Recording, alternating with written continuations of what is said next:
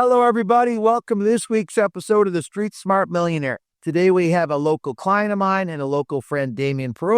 Damien owns a company called Charlotte Plumbing. How long have you been a plumber? 28 years. And you followed in your dad's footsteps. He was a plumber? Yeah, I'm third generation. And you third generation plumber. You started in New Jersey. New Jersey. What brought you to North Carolina? Change of life. We ran a business there in New Jersey for several years and just wanted to end that, start over, pick North Carolina. And what made you pick North Carolina? U.S. News and World Report. Really? For me, it was best places to live, good economy, good weather. So you've been here how long? 22 years. So you've been here 22 years and you've been a plumber for a long time. Yeah. And you've been my student for how long? Seems like forever. 6 years then. 6 years. So for 6 years, you've been my plumber. And when we started, you were doing really well, making good money, and we've blown up. Last year, you made about $2 million, and this year, you're up or down for the year? Oh, we're down a little this year. Is that top line or bottom line $2 million? Bottom line $2 million. Bottom line. So net profit $2 million. So you're starting to be wealthy. What's changed as your finances have changed? What's changed? My finance changed. Well, first of all, you pulled up in a G-Wagon, I noticed, not a plumber's truck. Yeah, I got the plumber's. So you got some better vehicles. What kind of house are you living in these days? We've got a farm. We've got 30 acres. We've got, barn, multiple buildings. Nice. Super upscale farm, not a little casual farm like I have. It's a nice farm. Super upscale farm. Yeah. Kids go where to college? My son and daughter, my oldest or two are at Liberty College. So they go to Liberty, a great Christian's college, which reflects your values in life, correct? Absolutely. And so you're getting wealthy and you're getting balanced. And I think there's 3 secrets. I think you have to be closest to the money. I think you have to know your perfect client, get more of them. And I think you have to do the basics. So how much time do we spend together? Cool. A lot. Average week, we could spend 3 or 4 times together. 3 or 4 times a week. So you excite me, I excite you. You agree you got to be closest to the people that have what you want. Oh, yeah. Like when it comes to marriage, I hang out with a guy that's been married 47 years. Who do you like? I find you and Rebecca a great couple. Who have you learned marriage from? Probably different. Your dad, of course. No, your dad.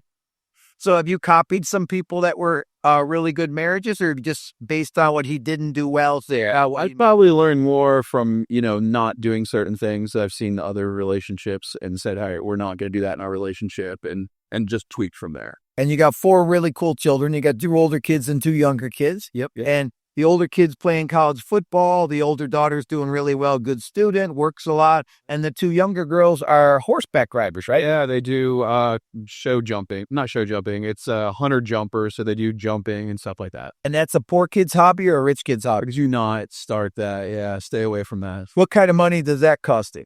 What are the horses cost? How, like the horses themselves? Yes. Over 100,000. Over 100,000 for horses. And then you have trainers, and then you travel. Where do you travel for this? Here local, we do a lot in Tryon, North Carolina, and we go down to Florida to multiple locations down there. We're at Southern Pines this weekend. So because you have a lot of money, you've been able to buy a house in Tampa and a house in the mountains to support the kids and the horses, right? Yeah. So between the business, the farm, and the kids horseback riding, you are what I would consider extremely busy. We're very busy. So tell them what a normal work day looks like for you. Normal work day. All right. Get up in the morning. I work out every morning. So I might get up at 6:30 to 7. I work out for about an hour. Usually do cardio in the morning. So I'm doing that. And then I might make a few phone calls, and then I'm usually off to the office if I'm in town. And you work from what time to what time? So if I roll into the office at 9, sometimes I get out of there at 6, something like that. And then at night, what do you work? Then usually when I get home, if I get home at like 6, I'm not doing anything else. Like we spend different nights together doing different things. I'll spend a couple hours maybe doing some loose ends around the house, helping the wife with something, make dinner. And then usually I'm back working out again around 8:30, 9 o'clock for another hour. And then I'll usually do paperwork from 10 to... So you work out 2 hours a day. How many days a week? 6 days a week. So 6 days a week, you work out 2 hours a day. What does that have to do with your wealth and your balance? I think it's a discipline. It's just more for me. It's like, it's a mental thing. Like, I've at different points in my life, it wasn't a focus for me. But if I just... Like when we met, it wasn't a big... No. You've come down about 40 pounds since we've been... More than that. You're the best. You should start like a diet plan or something. I mean... I'm the best at hammering people that want to be hammered. Do you agree with that? That's absolutely. And I mean, when we met, it wasn't a priority. Like, my wife wasn't nagging me about it. I wasn't like upset about it. But yeah, I was topping out at like 245 and I'm at like 185 right now. So you've gotten yourself in great physical shape. Your business is cranking. So we spend a lot of time with closest to the money. Let's talk about identifying the perfect client. I remember we had a talk about builder business, residential business, commercial business, and property management business. We analyzed, what did we decide was your perfect client? We do well with property managers. So property managers, we decided was your perfect client. We made a list of the top 30 in North Carolina. We started attacking them and whining and dining them. How did you land all these property managers? Relationships. I mean, we built relationships. We come in, we say what we're going to do. We don't, we'll do whatever people ask of us. We bend over backwards for them. So we understand that it's in quantity, these jobs that we're doing. So we're not trying to make a killing on every job. We're looking for quantity. You make good money on some, you don't on some others. But for us, it's the relationship. They give us the majority of their work and we're able to, repeat that day in and day out. How many property managers do you take care of? Over 25. And you have how many properties in North Carolina? Under management by those 25, probably over 60,000. So you have 60,000 properties. So instead of one toilet, one bill, you might have 100 toilets in one bill, which makes the collections easier and easier to do. Right, I mean, there's a separate bill for everyone, but it's the same people. They know the program. We know their program. It just is easy. There's no selling. There's no friction. It's an emotionless thing for them. They want the work done. You got a pre-agreed price, get the work done.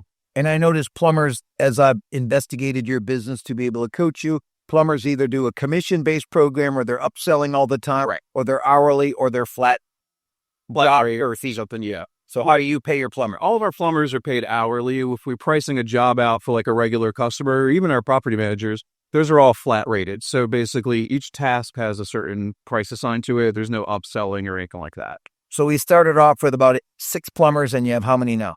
25. So you had 25 plumbers. How many plumber assistants? Of that, there's only like 2 of those are assistants. So only 2 plumber assistants right now. So we're light on the apprentice program. We got to add that. We do, yeah. The key to growth is have masters with people under the masters learning how to be the masters. Right. It's like when you watch the show Suits, which I like a lot, you're the Harvey, you're the main guy with a bunch of associates under you. Right. Makes sense? Try to find a good mic. Yeah. So now the property management, you're now expanding to Tampa and Orlando. How come that happened?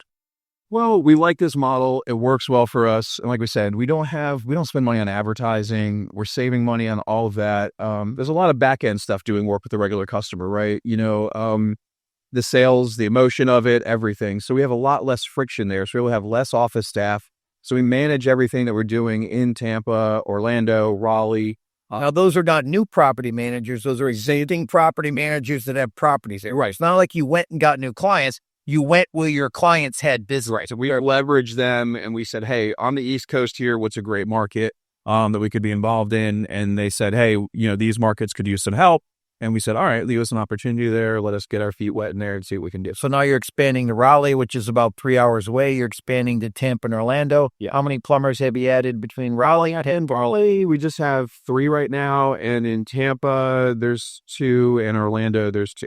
So you have 7 new plumbers that you're expanding in, which how many properties? I had more than 25. How many properties in those 3 areas? In Tampa and Orlando, there's another probably, just with this, we're only doing work for a couple property managers right now.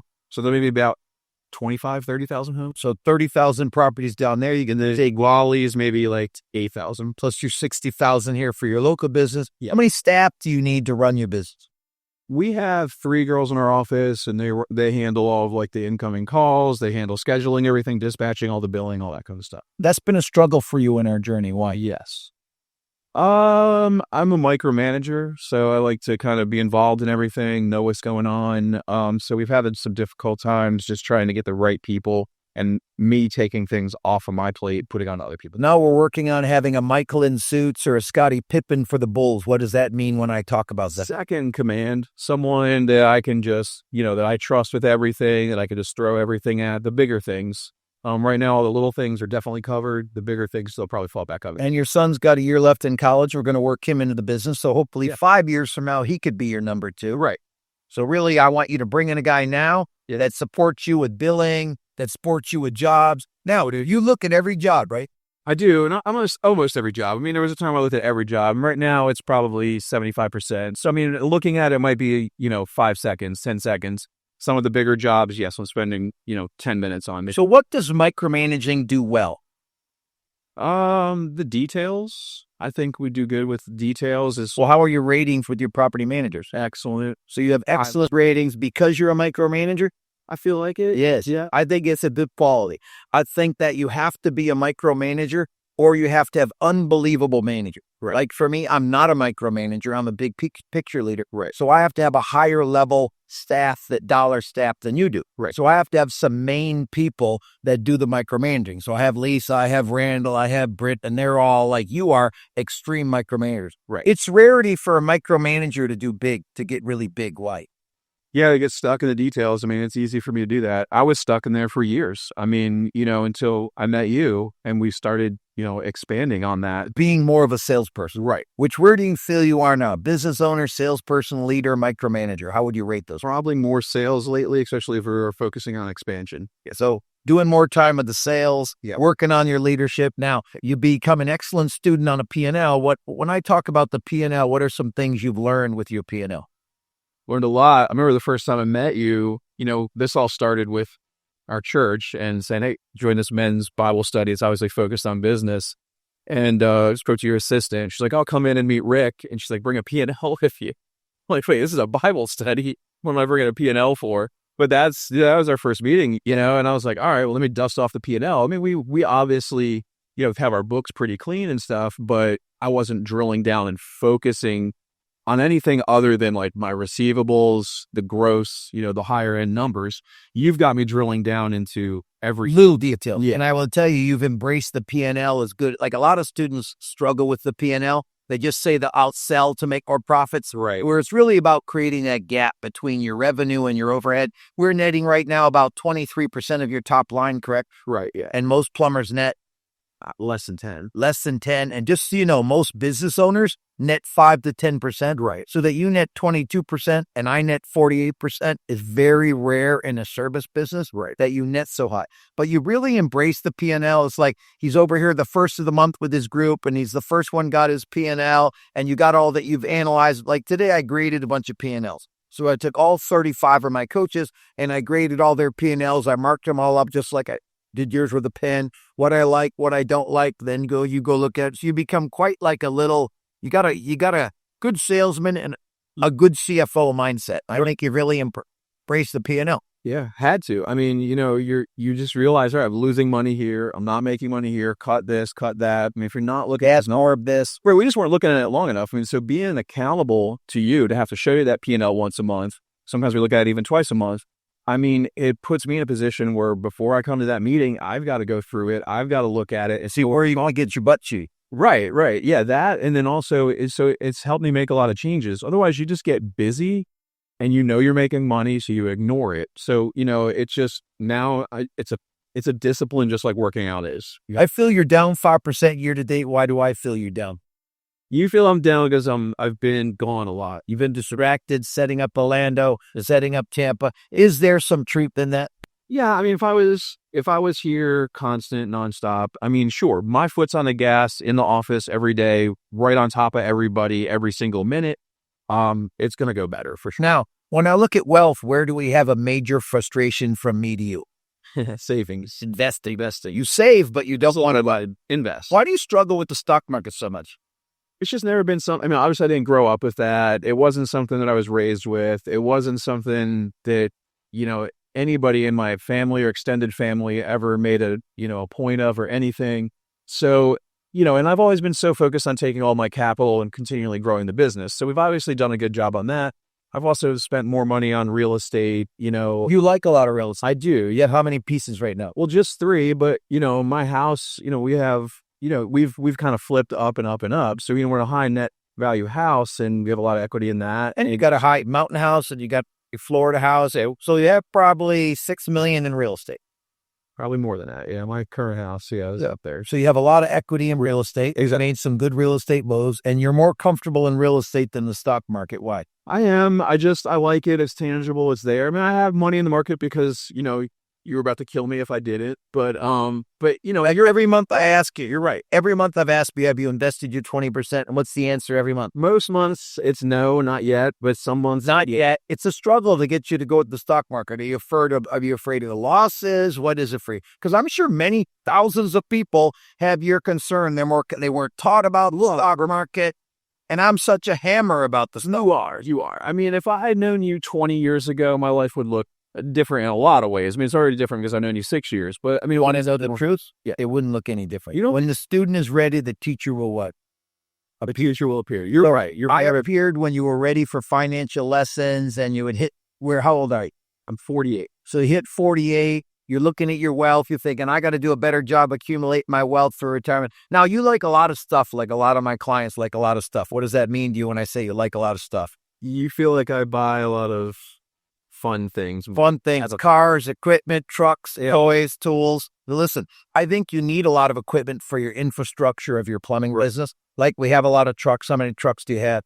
I mean, there's a truck for every guy, and we got some extras, and there's trucks that have specific purposes. I mean, we probably own, over 30-some vehicles. So you're 30-some plumbers now with the outside groups. So you're 30 plumbers, 3 internal staff. I probably want 2 more internal staff. I probably want a number 2. I probably want your son to develop into a number 3 over the next 5 years. Otherwise, what's going to happen if we don't have a plan for the future?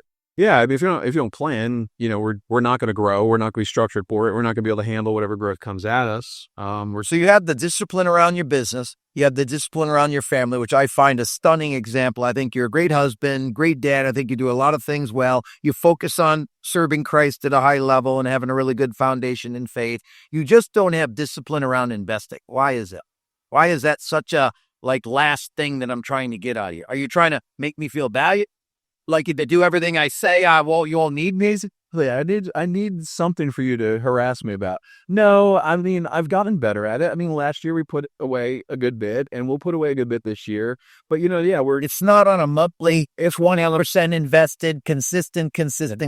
I just think it hasn't still burned into my mind in that same sense. I don't look at it like, I look at tasks and things I have to complete on a monthly basis, and you're right, it hasn't been prioritized. So I need to fix that. I've been saving for 37 years, 20% of my paycheck. And there's a lot of smarter people than me. There's a lot of better business people than me. Right. But not many have a bigger bank balance than me. Each day, I made $1 million, and today it's about 3:00 and I'm already over $1.4 million. So when the times are rolling and the stock market's rolling, I make big bank. I would like to see long-term have a pile of wealth and a pile of real estate, that the real estate's going up, which we have that already. Yeah. But a pile of wealth that continues to grow up. That's the one main thing that we argue about. I fuss at you about. How often? Oh, constantly. Daily constantly. Did you invest? Did you invest? Did you invest? Now, I believe that good coaching is focusing on the basics really well. So you're exercising twice a day. What's your diet look like? In the morning, I eat a protein bar. That's it. I eat lunch a little bit later, usually at 2. I eat Chipotle. If I'm in the office every day or I got access to Chipotle through With same things. Same thing. I eat a chicken and cheese quesadilla and some brown rice. And then at night, I eat filet. I mean, I usually, if I'm cooking at home, I eat a filet. If I got to buy something out, I'm getting some type of steak or something. So you're a red meat. You're a red meat and a vegetable guy. I don't eat it. And you eat late, which aggravates me. I do. I've upped it. I always eat at 10. You got me up to maybe 8:30, something like that. But it just works with my schedule. I think it's just harder on the body to process that red meat late at night. I agree. I don't think it's the best thing for you. So, how do you work on your faith? How do I work on my faith? What's your discipline around your faith? Try to attend church as much as possible. Like twice a month, 3 times a month? It's hard. We're show twice, at least twice a month. So we're showing on Sundays. You read on a regular basis? I do. I'll read some scripture. I have certain blogs that I follow or things like that. And then I got certain podcasts or things like that I'll listen to. So yeah, I mean, I have the Halo app, things like that we talk about. So, I mean, something like that I've got in my life that I'm doing on a regular basis, but I've definitely had more intense times in my life on my faith. It's definitely been a little bit less, maybe the last year. It's very hard to get it all in. You agree? It's a lot every day. I try to squeeze every minute of the 24 hour. Do you hear that? I am busy. I'm going from meeting to meeting to thing to thing. I love being busy. You love being busy? I mean, yeah, I love being busy. I love feeling like we're using everything. I think the last 3 or 4 years, I'm getting over 45, I've just maybe have this thing in my head where it's like, I'm running out of time. You see the kids getting older, especially, you're just like, I want to squeeze everything in. So I'm doing a lot of the business that I want to be there for me over the next 20 years. But then I also feel like, all right, I only got this much time with the kids. I want to squeeze this in and do that. So, we use every weekend. We're either doing something, like I said, horse show wise or vacationing wise or something every weekend practically. Now, just so you know, the best earning years are 30 to 60. So you got 12 years at peak earning years. The wealth years go from 50 to 70. I don't like to tell you that. Why? Because you're worried that I'll wait till I'm 50. Exactly. So I want the same discipline around your work and your P&L and your business and your body and your family and your God. The one area you lack great discipline is your consistent investing. So I want 20% every month invested in a combination of the S&P and a couple good stocks. Right. Why is that not ingrained into you yet? I'm going to play this video to you every night about this. I know. You've only said it to me maybe about 1,000 times. Maybe by the 1,200th or so time, it'll sink into me. It will. I'm working on it. But just like everything, maybe I'm a little bit of I don't know if I'm a slow learner. I may be a slow adopter. So, I've definitely been slow to adopt certain things. And I definitely have had, it's just, and same thing, you're 100% right. Sometimes you can use other things as a distraction, right? So, you were worried about me expanding into Florida and stuff like that. Yes, there's a lot of arguments to say, hey, that's a distraction. We're a couple months into it and we're already seeing the growth out of it and things like that. So it's going to pan out and be good, but you're right. There's an investment there, right? New trucks, new equipment, new guys. And so, you're a little worried about pushing more money into the market than at that time, right? How much do I need on the back burner for something like this or that? I want to run my company lean. I really want to be invested heavy. Yeah. Now, a lot of business people have a concept of keeping all the money in their company for a rainy day. I used to do that before I met you. I know. Yeah. I believe draw it out, pay taxes, buy fun stuff, and invest it into the future. Right. We've got the fun stuff down to an expert chief. Good on the fun. We're good on the fun stuff. We got to work on building the long-term portfolio. I will tell you, for me and you and all my clients, 10 and 10 is always the vision. 10 million in equity, 10 million in the stock market. Is that your vision? Yeah, that's a great vision. Cool. And you're behind where? I'm behind on the stock market. Cool. But you agree 10 and 10 by the time you're 60 makes you get to what? Have what? Wealth. Options. Where you can do whatever you want. Right. Work because you love it. Right. You love your job? Oh, yeah. What are your favorite parts? 3 favorite things about your job? Ooh, 3 favorite things. It's just a challenge every day. There's something that's going to go wrong every day. There's something you'd like that. Yeah, Some people get overwhelmed by the problem. No, I embrace them and you embrace them. Yeah, I wake up every day knowing something's going to go wrong today. Like if you don't program yourself for that, then you're going to get upset every day. So like yesterday, one of my guys rear-ended somebody. Okay, there you go. Like, oh man, he's going to be pissed. Like, well, I'm pissed because you shouldn't have rear-ended somebody, but on the same hand, it's just the thing that was going to happen today. Something's going to happen every day. You got that many employees. I'm in a blue collar world. It's guys are going to do something stupid every day. Someone's going to make a mistake. So I just embrace it. And I look at it as like a challenge. How am I going to solve this problem? What are we going to work around? What are we fixing today? We started this group. Our pastor asked, we were both at the same church, and our pastor asked me to coach 10 businessmen so they could make more money and give more money to the church. We started at 10. We're down to 4. Why? I think that a lot of guys just can't handle it. They're not open to the criticism, not open to it. I find it correction, not criticism. All right. I find it cool. Yeah. I need that from you. I never had anybody in my life to do that before. And so I needed that. And it was just a matter of opening up to it. I remember in the early days, I was like, why am I letting him yell at me about this? You know what I mean? Like, I'm 40 something years old. I don't need, and no, I need this, and I think all people need accountable. I look at my 9 mentors I've had, my current mentor. If he's not calling me out on Tuesday afternoons, I'm frustrated. Right. I'm not looking for praise. And I love the fact that you're not looking for praise. You're looking for, where can I get better? Where do I need to be sharpened? How do I need to change? Right. And I will tell you this, when I look at your faith, your physical fitness, your marriage, your kids, your business, your investing, the only weaknesses I see is your monthly consistently on your 20%. Right. It's the last hurdle. And then that's the last climbing of the mountain. Then it's staying on top of the mountain. What do I want to do? Stay on top. I don't want to fall. No. I don't want to go backwards. I want to keep winning. Yep. I just added 70 new clients that are going to pay me $40,000 a year. I lost 45. Which matters more, the losses of 45 or the gaining of the 70? You would say the losses. The losses freak me out. I'm mad as mad can be. I can't wait till July start first when I start a new semester, and I'm up, but I won't be happy until July. Right now, I'm just going through every client. What could I have done better to keep the client? How could I have fixed it? Those are the things that me and you embrace, the problems. We don't embrace the victory. No. I want a problem every day. I want something I can fix. I'm working on, like you said, myself, this, everything. And so it's just embracing that, and I think a lot of people don't embrace the pain, don't embrace the struggle, don't embrace that type of thing. Like I said, why we lose so many people in our groove. I think guys just don't feel like, oh, I want to come here and get beat up for an hour. Well, you either look at it as getting beat up or you look at it as someone that knows more than you that's pointing out the things that you need to improve on. I mean, it's that simple. Well, it's the secret of beating you up, not beating you down. Right. Taking is what? Beating down. Beating down. Yeah. Now we got a guy in our group. Our smallest guy in our group makes about 500. And when he has problems in his business, it seems to devastate him. You notice that about Troy? Yeah. That's why he makes 500, not 2 million. You understand? Every problem is big. And oh my God, this is a major problem.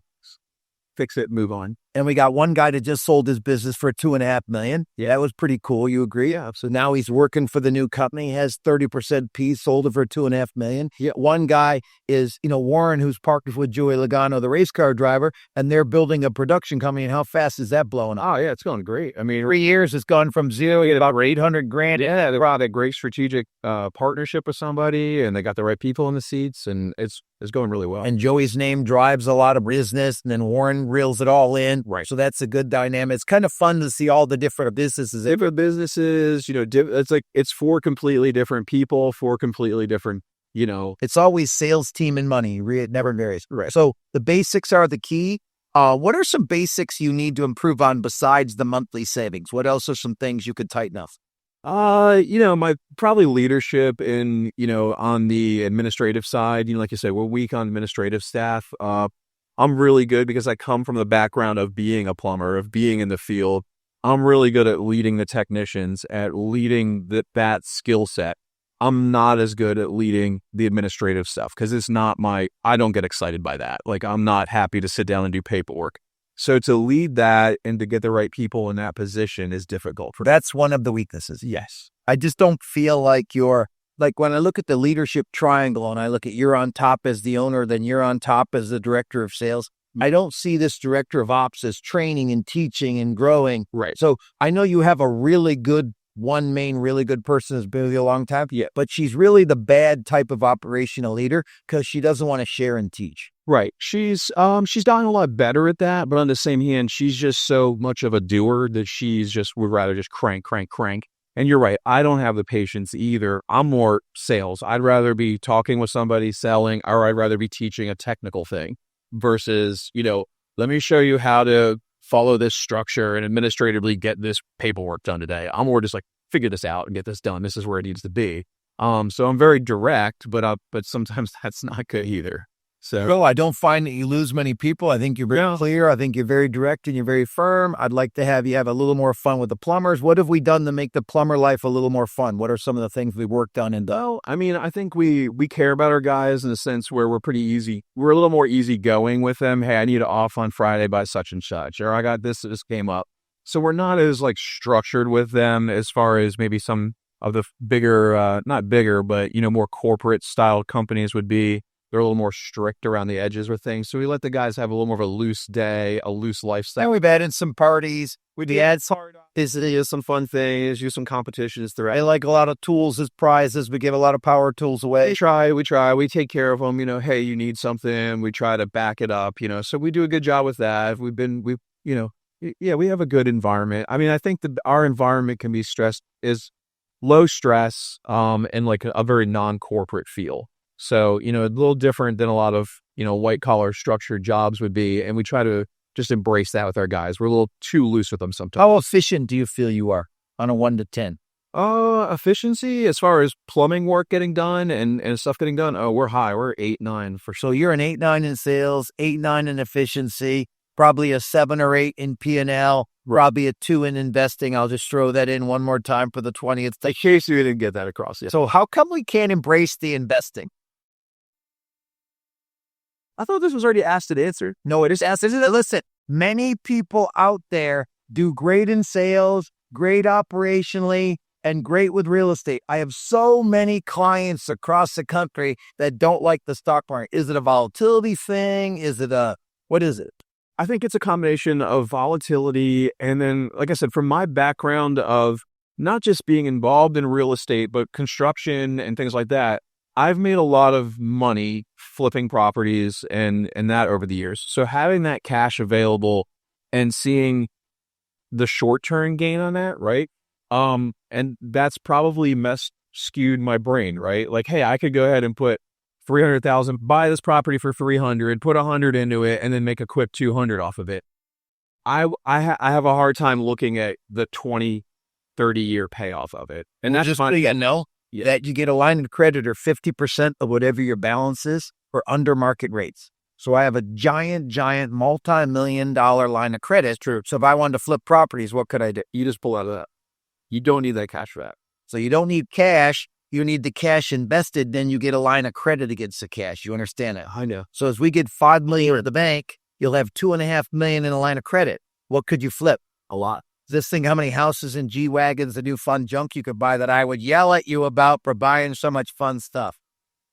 Now, you have a lot of animals. How many animals do you have? Oh, we just got rid of our cows. But we've got, 40 chickens. We've got some goats. We've got donkeys. We got horses. Mini horses. We got mini horses. Kids love the owls. The girls are outside with horses, all day long. Has it been great living on the farm with the kids? What are some of the values of living on a farm? Oh, I love it as well. Yeah. I mean, those girls have the life. I mean, they're just hop on a little mini horse and poke around the property and do whatever. But no, they have to feed. They have to clean stalls. They've got certain responsibilities that they got to do every day. So, I mean, physically, actively working with the animals, probably at least an hour every day. And then they also have to ride, these horses are in a training program. So they have to ride them, not every day, but 5 days a week. And the older two kids didn't really get to farm. They did. No, they didn't. I think it's better for the younger kids. I think they learn more responsibility. Taking care of animals is a big responsibility. I think it's just like my wife's gone to a tennis tournament this weekend, and I have to take care of all the animals, and I have to take Friday off because my farmer's on vacation, so I got to farm all weekend. But I will tell you, I love it. I love cutting the grass. I love getting out there and cutting the fence, fixing the fences and cutting the trees. It's a lot of fun having that side thing, isn't it? It is. Now, you don't have much help at the farm, do you? No, we don't. My wife takes care of a lot. We have someone that does a lot of the mowing and general cleanup and stuff like that. But yeah, other than that, my wife takes care of almost everything at the farm. The kids, her and the kids, they do all that. So the vision is 10 and 10. Yes. We're doing really good on the first part of the real estate, not so good on the second part of the investment. I got time. Have we made money since I've made you invest? Yes. Yes, we've made money, so I guess it worked out, right? It worked out. Yeah. Turn this off. I didn't turn it off further. But I think that is just watching you grow your business gives me a great joy. Watching you be a good man with all this money gives me a bigger joy. And I think you're doing unbelievable. I think that don't stop doing the basics. Do you agree that's the key? I mean, the basics are everything. I mean, and that's what I love about, you're not a, well, not that you aren't. I'm not a new and shiny guy. No, not just that. You're not like a Tony Robbins, Ed Mylett, where it's all just this gushy feelings or this motivational speech. It's, look, if you follow the basics, all of those things are going to fall into line for you. So you don't need a motivational speech. You need to get back and do the basic things. If you follow those things, you'll have a disciplined life. You'll have a balanced life. And then you'll be able to, reap all of these things that you're building into. Instead of just getting caught up on this hoorah of everything, right? Like, oh, let's go get more sale. Let's go more this. Yes, but there's a structure behind doing that. And I think that's what you have pounded into me, right? So it's the discipline and the process and the system and the structure. And make decisions off the P&L. Make a decision reacting off of that. The numbers are going to show you where you need to go and what you should be doing. And you've taught that, not just a feeling or an emotion. And that's what you're worried about. Like, same thing, back to the whole doing something with Florida. Is this just some emotional thing you want to do? Is this just something where you want to expand? And it's like, yeah, it's on one hand, but on the other hand, the numbers show that this can work. If they don't, like you said too, hey, if the numbers look bad after a year, you cut it. Well, I love coaching you. I love having my life. We've developed into one of my better friends. We spend at least 3 days a week together. We double date, we hang out, we're involved in everything. I think you're doing great, and I'm super proud of you. Everybody, I got to go. Street Smart Millionaire. See you next week. Have a great one. Thank you. Bye.